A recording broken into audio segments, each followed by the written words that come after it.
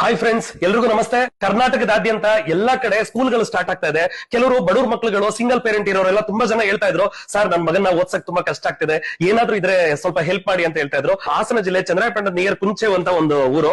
ಅಲ್ಲಿ ಉಳ್ಕೊಳಕ್ ವ್ಯವಸ್ಥೆ, ಹಾಸ್ಟೆಲ್ ವ್ಯವಸ್ಥೆ, ಸ್ಕೂಲಿನ ವ್ಯವಸ್ಥೆ, ಫ್ರೀ ಎಜುಕೇಶನ್, ಯೂನಿಫಾರ್ಮ್, ಸ್ಕೂಲ್ ಬಟ್ಟೆಗಳು ಎಲ್ಲ ಪ್ರತಿಯೊಂದು ಫ್ರೀ ಆಗಿ ಸಿಗುತ್ತೆ.